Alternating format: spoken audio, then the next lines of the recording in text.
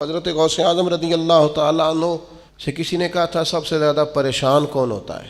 اور اس کی حضور بدگمان آدمی زیادہ پریشان ہوتا ہے، جس کا گمان برا ہو جاتا ہے نا، برا سوچتا ہے، وہ سب سے پریشان ہوتا ہے۔ تو پھر لوگوں نے پوچھا حضور بدگمان کون ہوتا ہے؟ تو حضرت غوث اعظم فرمانے لگے بدگمان وہ ہوتا ہے جو برے لوگوں کی صحبت میں بیٹھتا ہے۔ برے لوگوں کی صحبت بندے کے گمان کو برا رکھتی ہے، سوچوں کو۔ اچھے لوگوں کے پاس بیٹھیں گے سوچیں مثبت ہوں گی، اچھی ہوں گی۔ پھر حضرت غوث اعظم رضی اللہ تعالیٰ عنہ سے لوگوں نے پوچھا حضور عالم کون ہوتا ہے؟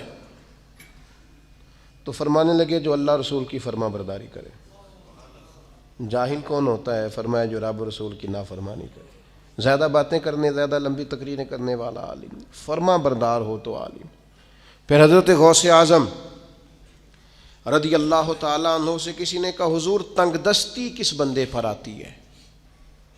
چلتے چلتے کاروبار ٹھنڈے ہو جاتے ہیں، بہت زیادہ مال ہوتا ہے، پھر انسان محتاجی میں آ جاتا ہے، محتاجی کس پر آتی ہے؟ تو حضور غوث اعظم فرمانے لگے جس کو تنہا کھانے کی عادت پڑے وہ محتاج ہوتا ہے، اور جو بانٹ کر کھاتا رہے اللہ تعالیٰ اس کے رزق میں وسعت پیدا فرما دیتا۔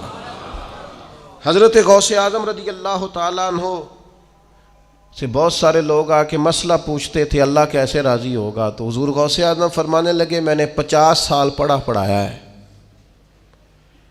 سب سے جلدی رب تب راضی ہوتا ہے جب کسی بھوکے کو کھانا کھلایا جائے، اللہ فٹافٹ جلدی راضی ہو جاتا ہے۔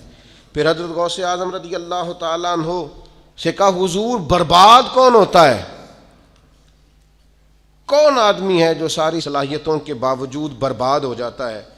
تو حضرت غوث اعظم رضی اللہ تعالیٰ عنہ فرمانے لگے جو مداحنت کا شکار ہو، جو سستیاں کرے، آج کر لوں گا، کل کر لوں گا، پرسوں سے شروع کروں گا، بس میں نے ٹھیک ہو جانا ہے۔ فرمایا یہ نہیں ٹھیک ہو سکتا، یہ آہستہ آہستہ تباہی کی طرف جانا ہے۔ دین پہ عمل کرنا ہے تو کل پرسوں کا کیا مانا، آج کیوں نہیں، ابھی سے کیوں نہیں، فوراً کیوں نہیں؟ فرمایا کرتے تھے یہ چیز انسان کو کمزور کر دیتی ہے۔ پھر حضرت غوث اعظم رضی اللہ تعالیٰ عنہ سے کسی نے کہا کہ حضور انسان ٹھیک ٹھیک کیسے چل سکتا ہے، ڈپریشن بھی نہ ہو، انزائٹی بھی نہ ہو، سفر بھی ٹھیک ٹھیک کرے، مطمئن وقت گزارے؟ یہ میں اپنے لفظوں میں کہہ رہا ہوں آج کی بیماریوں کا جو لوگوں پر غلبہ ہے۔ حضور کوئی پریشانی نہ ہو، بندہ صحیح چلے، کیا کیسے ہو سکتا ہے؟ تو حضرت غوث اعظم فرمانے لگے دو سواریاں ہیں کبھی چھوڑے نہ، ایک صبر کی سواری، ایک شکر کی سواری۔ ان پر سفر کرے گا تو کبھی پریشان، نعمت ملنے پر شکر نہ بھولے، اور اگر اللہ کی طرف سے کوئی آزمائش آئے تو پھر صبر کا مظاہرہ کرے، یہ کام کرے گا تو اللہ تبارک و تعالیٰ اسے سکون عطا کرے گا۔